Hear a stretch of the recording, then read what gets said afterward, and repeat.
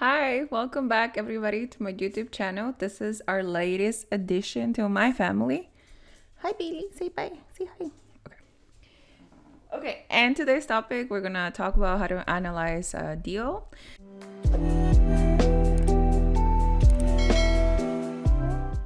And like you see on my screen, I use Redfin. Everybody has their own preference. Some people use Zillow, some people use Realtor.com, but anyways, I use Redfin. So what normally I would do every day, most days, I go and type in the city of your choice. In this case is Gary, Indiana. And as you can see, I already have a couple save searches in there. But let's show you exactly where Gary is. So this is Indiana, Northwest Indiana. And you're going to be able to see on Redfin, you're going to add your filters that you want. So for example, I go into house and multifamily because that's what I'm interested in. So for the city of your choice, you can do all of the things that you do, but I sort by low to high prices because I'm trying to steal a deal.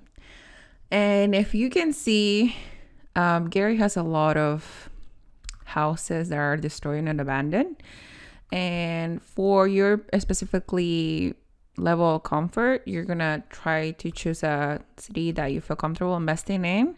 I have invested in the city for years now, so I am comfortable at looking at depleted houses because I also know that a way to make money in real estate is by forcing value. But everything turns down to the street that the house is in. So I already know what zip codes I like to invest in. For example, I like houses that are west of Gary, and I also like houses that are southeast of Gary. Everywhere here on the northeast is pretty much a place that I avoid because the streets are more filled with depleted houses, and it's just harder to find a neighborhood that's more up than coming.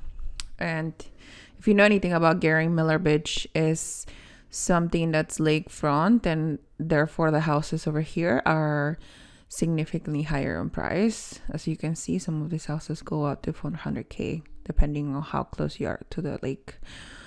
But let's concentrate on what I look for. So let's look. And since I go and check out this house mostly, this search every day, I know exactly what houses are on this list, and I just want to try to analyze something that I would like look into. If you don't know anything about the 1% rule, for example, if you were to buy a house that's rent ready, let's say $100K, and you were able to rent it for $1,000 a month, and most likely it's a rule of thumb that the house will cash flow. Not right now with the interest rates, so you will have to do more calculations, but it's a good rule of thumb to see houses that you want to have an interest on looking into further, because it's an easy way to calculate. So I know in my area in Gary, rents for houses, single family homes, are based on how many bedrooms they do have. So if it's a 2-bedroom, something is renting for $1,100. If it's a 3-bedroom, something is renting for $1,200, $1,250, $1,300. It depends on the area that you are. But as you can see, I'm like scrolling down to see what's something that's like a little less work to put on, a little more ready. For example, let's look at this house, which I looked in the past. So this house is on 4648. This house, if you take a look at it, it looks pretty done. the kitchen. There's like those drop ceilings I don't really like, but they look functional. You could probably sand those floors and look them even more bright and nicer. But the house is in fairly livable condition. So this is something I would look into, like, oh wow, okay, so that's $69,800. So I would look into my little calculator, right? So everybody needs to do a calculator. Like I said earlier, I already know that houses like 2 bedrooms, for 2 bedrooms, 1 bath, are renting for 1,100 at least in Gary. So 69,000, 1,100, it more than covers the 1% rule. But I would still go and do my calculations, obviously, to analyze the deal.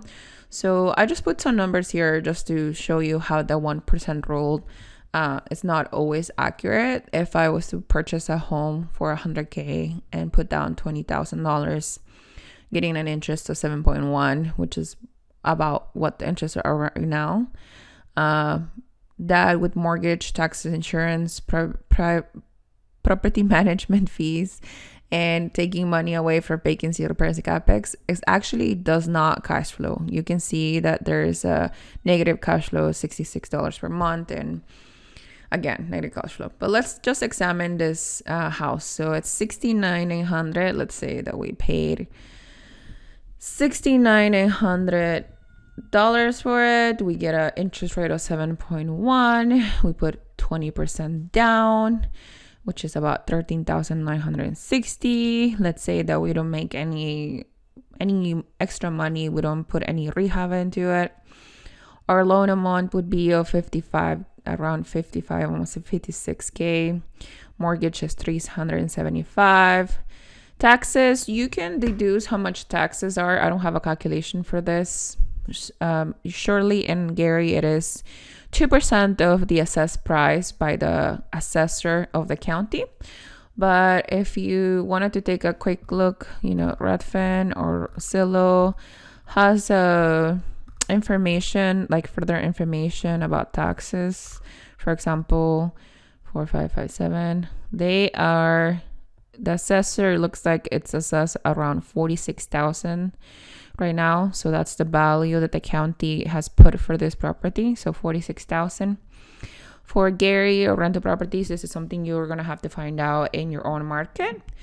But for Gary, it's 2% of the assessed value. So 46, I'm going to do quick calculator math. 46,000 times 0.02, it's about... So 46,000, about 2% is $920. So we go back to our calculator, we divide that $920 by 12. So our tax would be about $77 per month. Then we go down to insurance. This is something that you can also get a number through an insurance broker that you already have. I have experience in this city, so most insurance I have had, it's in between $80 to $100 for a house this big. So let's just say it is somewhere in between $90. And property manager, for the estimated rent that we mentioned earlier, would be $1,100. Property managers is 8% from my property manager. So again, it could be 8%, it could be 10%, it could be 12%. It just depends what the fees for your property manager are. So if you look at my numbers here for this house, 4557 Lincoln Street, then all expenses, even after putting 15% for vacancy repairs and capex, it still nets you $281 with a rate of return of $3,369, which is about 24% cash-to-cash return. And this is what you understand, what the yield or what actually your money is returning, $24,000. So this house here could potentially bring you 25% on your money return. Now looking into further, we can see that the house still needs some repairs. Probably you're gonna go through inspection and you're gonna find something that's not doing okay, then we'll find out. But in paper, it looks like, well, it could be a great deal. So what I would do is to confirm the rent price. I will normally go into rentometer. I don't know if anybody of you have any of experience with this, but the rents that I seen here for Gary, Indiana are a little bit lower than what you would think. I will also check apartments.com to see if you found anything of the like you will put a 2-bedroom, 1-bathroom house, and then you can take a look at what the surrounding areas, for example, surrounding areas of this house, what are they pricing at. So, and one more thing I would look at, which is the most and the best indicator for me, is like fair market rent price on Section 8. So I would just Google FMR, which is fair market rent. And now the first actual link that comes up is the hotuser.gov. So this is the Section 8 website when you can see what the price of rent would be by zip code. So I will go click on here to get the list. You see all of the states. I will go all the way down to Indiana. Oh, I passed it. Indiana, and my county is Lake County. Then the information I would like to know would be the zip code. So this is 46648. This is a 46408. And I know this will rent for at least 1,100, exactly like I predicted. But you can see you get the studio, the 1-bedroom, 2 bedrooms, 3 bedrooms. The more bedrooms that you have, the more it will rent for. But if you're unsure, this is a very easy way to calculate rents in your area, because it's the government data site reimbursement for Section 8. So if Section 8 is renting a 2-bedroom, 1 bath for 1,100 in the market, you most likely would be able to get a little bit over that.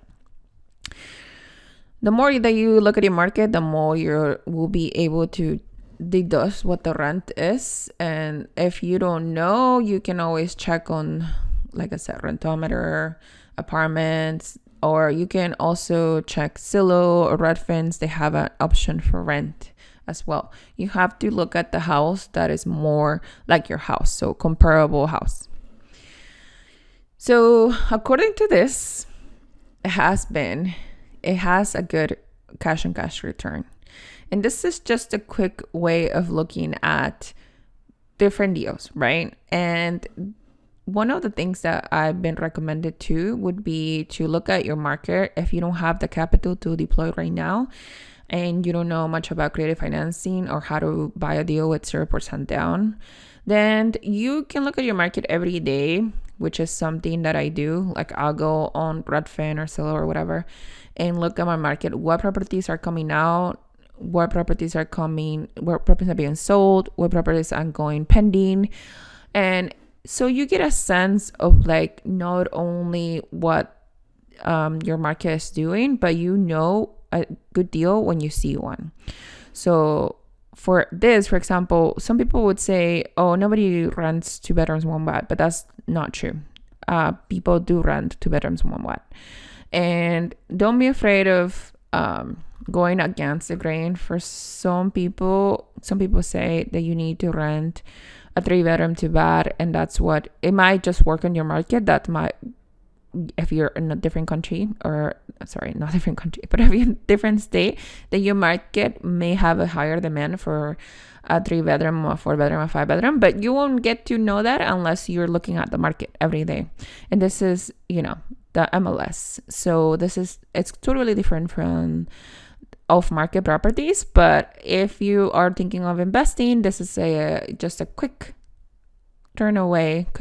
clicks away in which you can just identify a deal and just see if it's worth it to look at it further. Another thing that you can do that I'm looking at is, for example, I like to look at the street view of the houses. So this house has, I already seen the worth bands, but if you invest in a local market, it's easy to go get up and get on your card and go look at the property. But if you're an out-of-state investor like I am, I like to look at the Google pictures of the neighborhood. So for example, this neighborhood, grass, clean streets, some trees. It looks like it, and like it could be a nice neighborhood. And in Gary, this is something that you want, because obviously people want to rent next to houses that are in a nicer condition. But in Gary, you will see there's a lot of streets that have like really abandoned houses and dilapidated like sidewalks and stuff. So always look at the Google pictures for sure, and look at the date on Google Pictures. For example, this Google pictures or maps are from this year, so that's something that's good. If you see a house and if the pictures are not from this year, then you might want somebody else, like a realtor, a property manager, to go check out the property, because then you'll have a more accurate state of the house and the state of the neighborhood on that particular house. Well, this was a quick video. Thank you so much for listening to me, and click like and subscribe, and I will see you next time with my next video.